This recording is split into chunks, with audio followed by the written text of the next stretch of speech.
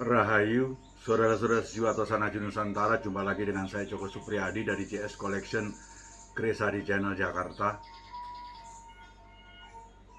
Marilah kita senantiasa berdoa, semoga senantiasa segala yang terindah dan terbaik terlimpah untuk kita semua.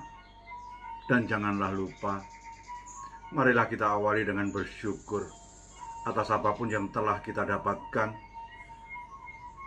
sebagai perwujudan sikap kita yang paling mulia kepada Tuhan yang Maha Kuasa. Dan genggam terus energi terbesar alam semesta raya ini, yaitu energi cinta dalam bergerak. Karena kesuksesan selalu membutuhkan energi terbesar itu, yaitu energi cinta.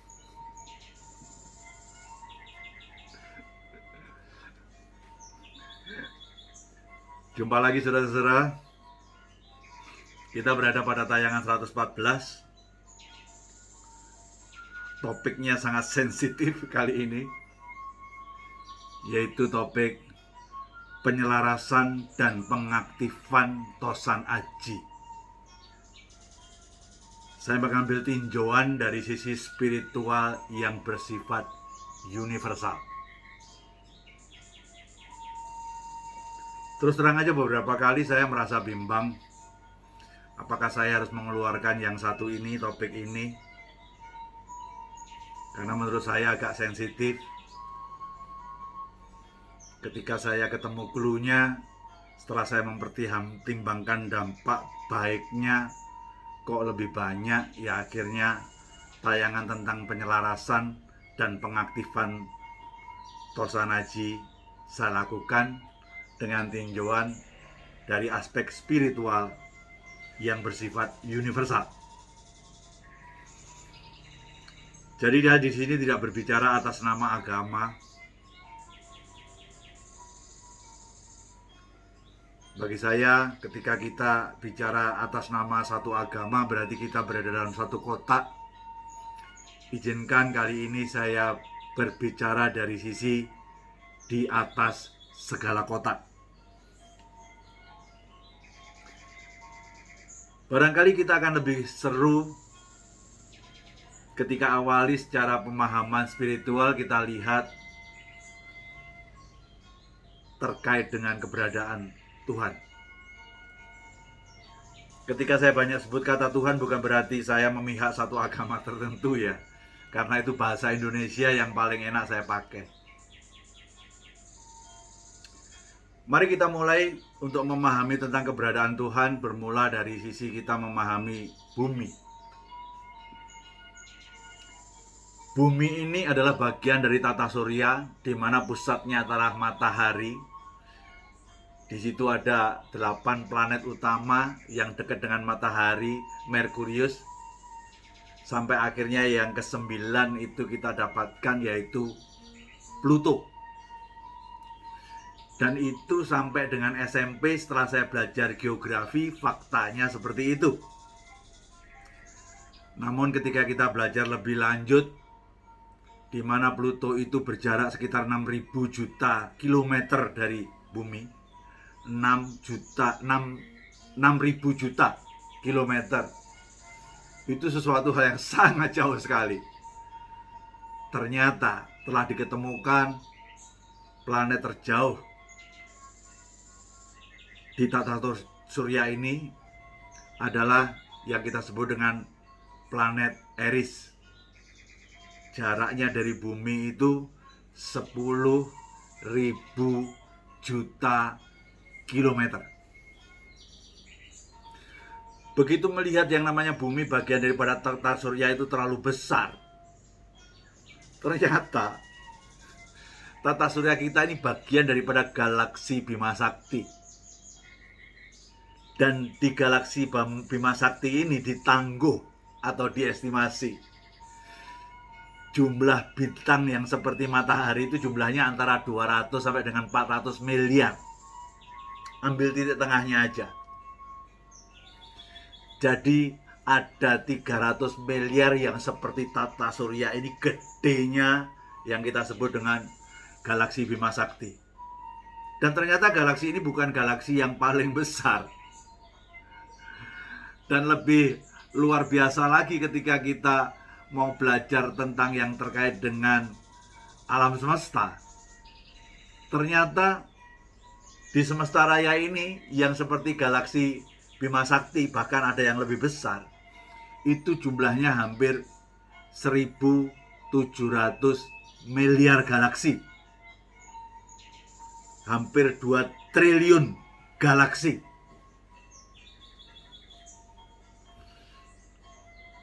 Kadang otak kita tidak mampu membayangkan begitu besarnya. Itulah pandangan ketika kita melihat dari sisi bumi ini menjadi luas. Selalu di atas langit ada langit yang barangkali akal kita tidak akan mampu untuk menjangkaunya. Mari kita lihat dari bumi ini menjadi lebih kecil.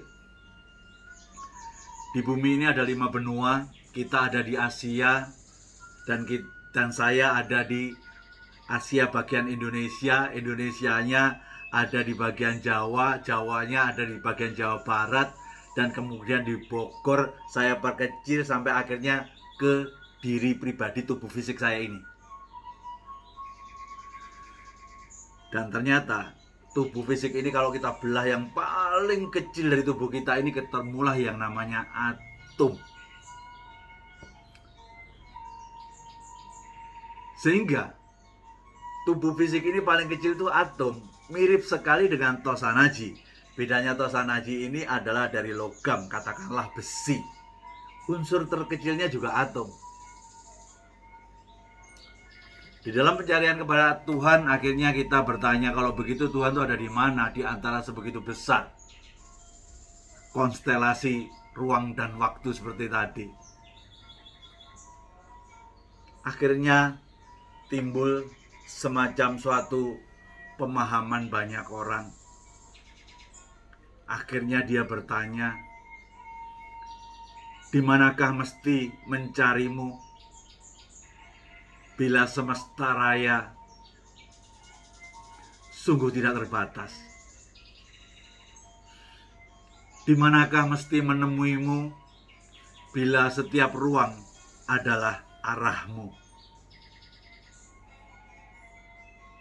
Bagaimana mesti mengenalimu bila setiap wujud ternyata bukan dirimu? Dan bagaimana memahamimu bila setiap akal tak cukup bagimu? Ataukah semesta kecil, yaitu pada tubuh ini, adalah sang jalan untuk menjumpaimu di dalam? Jadi, kalau kita memahami tentang masalah pemahaman Tuhan, secara universal pemahamannya dikatakan demikian. Kupaslah materi yang ada di alam semesta ini hingga bagian terkecil. Yang ada ternyata hanya sebuah kekosongan. Maka disitulah aku bertahta. Itu kata Tuhan. Sama dalam semacam satu materi, katakanlah kita pegang bawang atau berambang lah, terserah. Kita kupas satu daun, dalamnya masih ada daun lagi. Kita kupas lagi, di dalamnya masih ada. Dan itulah disuruh mengupas sampai terakhir. Titik daripada inti semuanya adalah sebuah kekosongan. Makanya di dalam suatu pemahaman kejawen, Tuhan adalah sang pengisi, sang suung. Sejatinya mirip dengan pemahaman universal bahwa Tuhan yang mengisi kekosongan itu. Sehingga kalau kita bicara tentang materi terkecil yang kita harus ulas hari ini, saya siapkan gambar atom Jadi ini kita banyak belajar dengan atom. Ini adalah susunan yang terkecil. Di tengahnya ada inti atom. Ada yang inti atom itu yang netral namanya neutron, yang positif namanya proton, yang merah ini di luar yang muter-muter terus saja ke sana kemari itu namanya elektron atau yang bermuatan negatif. Dari sini kita belajar banyak. Anggap aja inti atom ini adalah inti kesuksesan. Sebuah inti kesuksesan itu pastikan kita selalu berpikir positif agar mendekati sesuatu yang netral. Karena ketika kita selalu berpikir positif, kita berada pada titik tengah kenetralan itu, itulah kita lebih dekat kepada kesuksesan. Sementara kalau kita suka berpikir negatif, yang terjadi adalah kita tidak pernah dekat pada inti kesuksesan. Yang terjadi kita muter-muter aja nggak pernah nyampe inti kesuksesan. Sama ketika kita bicara cerita pewayangan.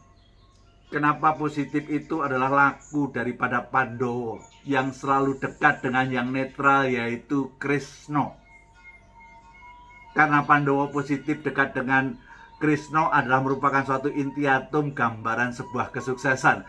Kurawa ini adalah elektron negatif yang selalu mutar-mutar ke sana kemari gak pernah mencapai suatu titik kesuksesan atau kesempurnaan tadi.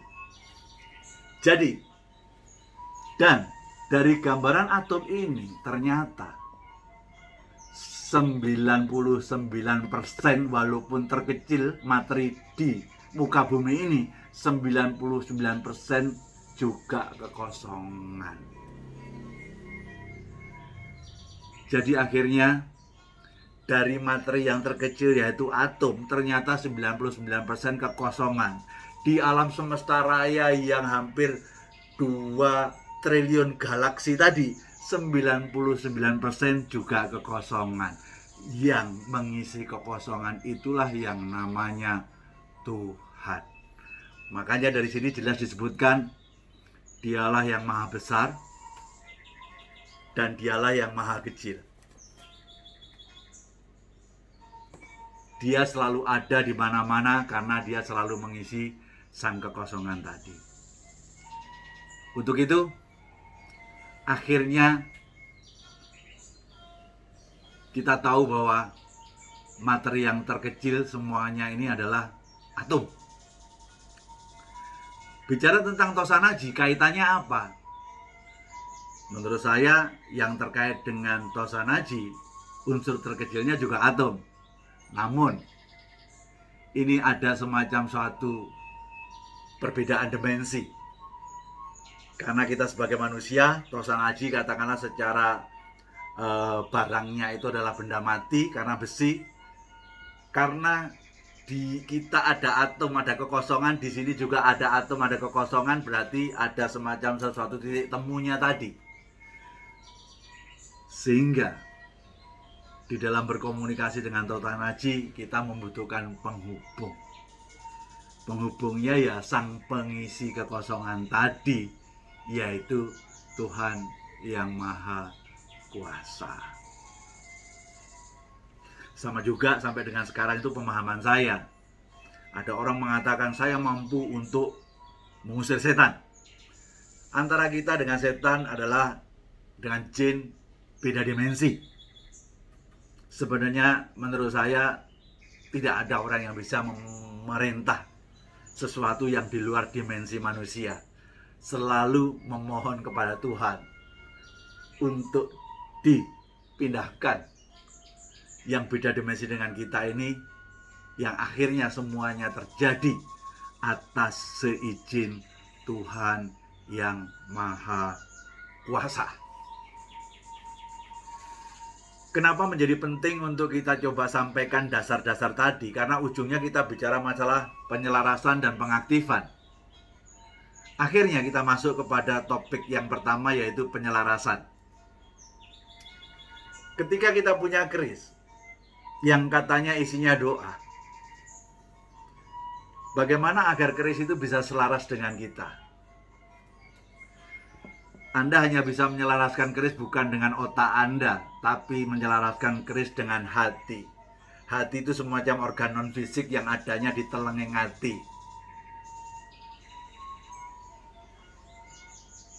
Jadi penyelarasan itu harus dengan rasa hati. Makanya kita harus paham bagaimana teknik untuk membuka hati kita, agar senantiasa kita bergerak dengan hati kita. Namun sayang, hati manusia banyak yang tertutup oleh ego, baik itu kemarahan, kesombongan, iri dengki, dan lain sebagainya. Untuk itu penyelarasan itu hanya terjadi ketika Anda mampu mencintai keris ini. Pakai hati berarti mencintai keris ini. Sehingga saya punya suatu ungkapan yang sederhana di perkerisan. Keris itu pegangannya cuma dua, rawatlah atau lepaskanlah.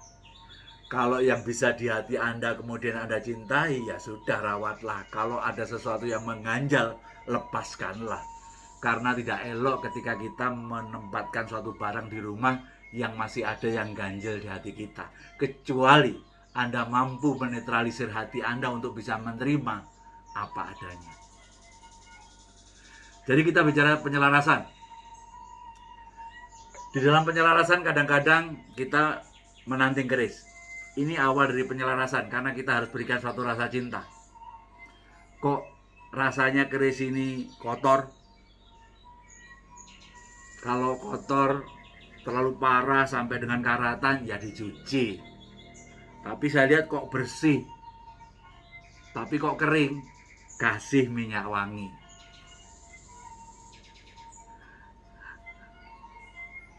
Rasanya melihat rangkanya kok biasa saja. Saya coba ganti sesuai dengan apa yang saya suka. Jadi, memilihkan rangka yang pas, mengasih minyak, itu bukan kebutuhan dari keris. Kebutuhan dari kita agar kita membawa sesuatu yang nyaman buat kita, melihat rangka sesuatu yang pas di hati kita. Kalau kotor pun juga kita cuci, disitulah akhirnya timbul rasa pas di hati kita. Karena ketika hati kita sudah merasa pas dengan pusaka tadi, penyelarasan terjadi. Sehingga saudara-saudaraku sekalian, penyelarasan hanya bisa kita lakukan ketika kita menggunakan hati kita. Pastikan Anda mampu menggunakan hati. Karena terkadang orang lupa membedakan apa itu kesenangan dengan kebahagiaan.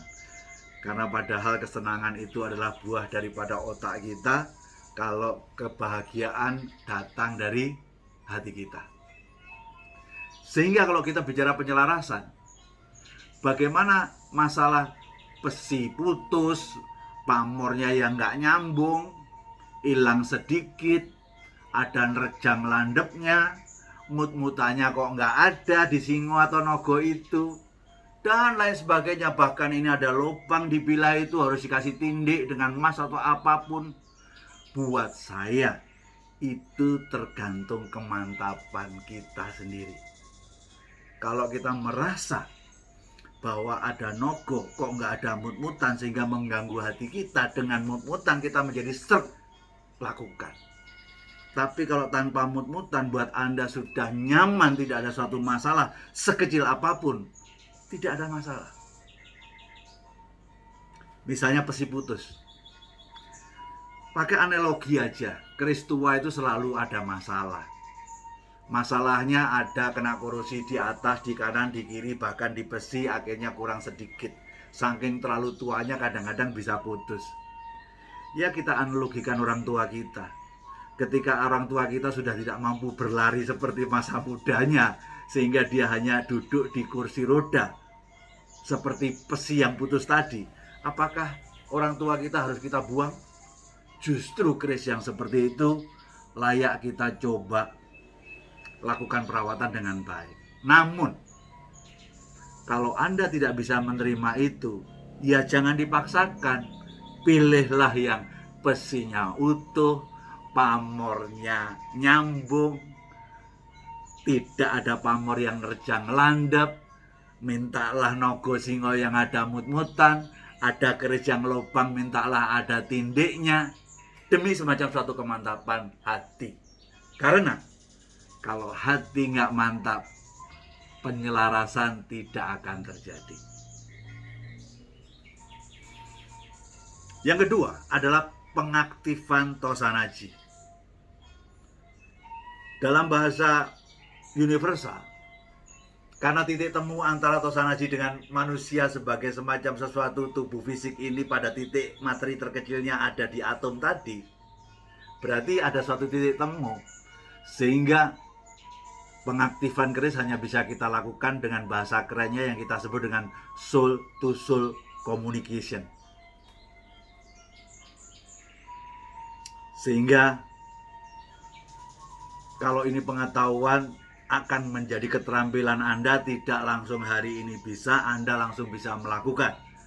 Anggap aja hari ini pengetahuan untuk bisa menjadi keterampilan Anda harus praktekkan berulang. Mari kita sebelum melakukan pengaktifan pusaka, prakondisinya harus kita siapkan di diri kita. Yang pertama, ketika kita mau mengaktifkan pusaka, harus dengan hati kita. Untuk itu, mari kita coba minimize otak kita dengan menutup jendela otak kita, yaitu mata. Selalu saya lakukan pengaktifan itu pertama dengan langkah mata tertutup. Meminimize peran daripada otak, biarlah hati yang jalan. Ketika sudah tutup mata, saya duduk tegak agar susunan energi pada jalur sumsum saya bisa bergerak lancar. Dan tangan kiri saya letakkan dalam kondisi berserah. Inilah yang terkait dengan doa dari hati.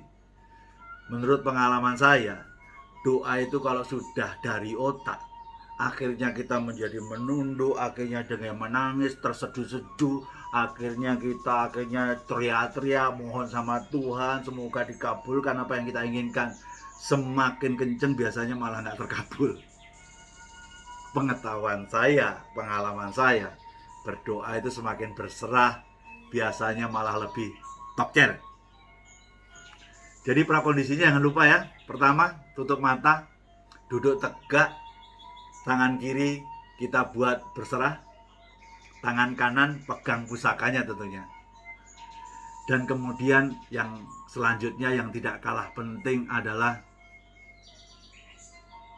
tersenyum. Karena dalam suatu berdoa menurut saya yang paling efektif itu adalah tersenyum. Karena tersenyum itu adalah suatu cara paling ampuh untuk memaksa pintu hati kebuka dari tutupan si ego tadi, yaitu adalah dengan tersenyum dari hati. Dan jangan lupa, setelah kita tutup mata, posisi pusaka di sini, maaf ini video saya ini kanan tapi jadi kiri, oke lah saya ikutin gini aja. Pusaka di sini, tangan kiri berserah, saya tutup mata, duduk tegak, dan mata rata-rata air ke depan, saya nggak menunduk ke bawah, dan akhirnya tersenyum.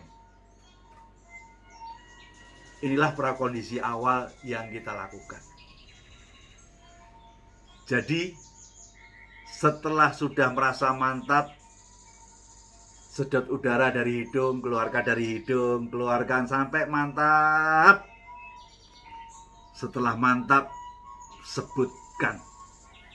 Awalan jangan diawali dengan kata yang lain kecuali Duh Gusti, atau ya Tuhan, atau ya Bapa, Duh Sang Hyang Widi, atau ya Allah. Karena buat saya adalah semua dialah yang akan bisa melakukan semua tadi. Jangan lupa untuk mengawali itu agar aspek syirik dan musyrik tidak terjadi. Setelah kita menyebut nama Tuhan kita masing-masing, barulah langkah pertama ungkap filosofi keris tadi. Ya Tuhan, bersamaku adalah keris tilamubih dengan pamor keleng. tilamupi sebagai pembentuk dasar kekuatan dalam rumah tangga, pamor kelen sebagai sebuah perlindungan. Berarti mengungkap filosofi dapur dan keris dan pamor. Langkah kedua, minta agar filosofi yang ada pusaka tadi menjadi filosofi kita. Duh Gusti, semoga kau berikan perkenan aku atas filosofi pusaka ini menjadi filosofi doa saya. Dan yang ketiga, setelah Anda mendapatkan filosofi doa dari pusaka tadi, Anda punya keinginan apa? Ya Tuhan, pada kesempatan ini semoga semakin dikuatkan sebagai pondasi kekuatan dalam rumah tangga. Bisalah nanti akan menjadi sesuatu pasangan sampai kakek-kakek, nenek-nenek, semuanya bahagia untuk keluarga. Sekaligus kalau ada yang berbuat tidak baik pada keluargaku, semoga terhindarkan. Jadi terkait dengan langkah ketiga, itu tujuannya untuk pribadi kita itu jangan terlalu jauh dari filosofi keris tadi, karena setiap keris punya sesuatu filosofi doa yang berbeda. Jadi saya ulang, penyelarasan itu hanya mencintai secara fisik. Kasih minyak yang menurut Anda pas, kasih rangka yang menurut Anda strek. Kalau kotor dicuci, kalau kering dikasihkan minyak. Ketika pengamatan ini sudah Anda lakukan dengan baik dari hati Anda sampai mencintai, penyelarasan terjadi. Setelah sudah selaras, baru kita coba bisa aktifkan. Tutup mata, duduk yang tegak, tangan kiri berserah, tangan kanan pegang pusakanya, dan tersenyumlah. Bernafaslah dari hidung sampai Anda merasa nyaman. Pada titik nyaman itulah Anda mengawali pengaktifan dengan menyebut ya Tuhanku. Baru yang pertama, ungkap filosofi dapur keris pamornya itu untuk apa. Dan kedua, minta kepada Tuhan agar filosofi doa yang ada pada keris itu menjadi filosofi doa buat diri pribadi kita. Dan ketiga, setelah kita sudah mendapatkan suatu filosofi doa itu, kita ingin apa dengan filosofi doa itu untuk kehidupan kita. Ketika sudah cukup, bukalah mata pelan-pelan dan kembalikan pusaka kepada tempatnya dan bersyukur. Namun jangan lupa, doa adalah penyempurna tindakan. Tanpa tindakan, doa muspro. Tindakan tanpa doa tidak sempurna. Sehingga jangan selalu mengkambing hitamkan pusaka ketika ada sesuatu doa yang belum terwujud. Ingat, berdoalah dari hati, sesantai mungkin, sepasrah mungkin, karena itu menjadi lebih efektif. Demikianlah sajian saya pada tayangan 114 tentang penyelarasan dan pengaktifan Tosanaji ditinjau dari sisi spiritual yang bersifat universal. Kalau ada yang berkenan, silahkan. Bagi yang tidak sesuai, perbedaan sesuatu hal yang indah, di skip saja. Bagi saya, senantiasa teruslah belajar bertosanaji, tidak untuk menjadikan diri kita ahli, hanya membuat kita menjadi tambah mencintai pusaka kita. Ketika kita cinta, kita kemudian memiliki. Dengan memiliki, semoga tingkah laku kita berubah, diatur oleh kebaikan yang terkandung dalam filosofi Tosanaji. Sehingga semakin lama berkeris, ego kita semakin turun, malah tambah jos semuanya. Jayalah budaya Tosanaji Nusantara. Pastikan budaya ini menjadi tuan rumah di negeri sendiri. Kalau bukan kita, siapa lagi? Kalau tidak sekarang, kapan lagi? Rahayu, Rahayu, Rahayu, Sagung Dumadi, Nuwun.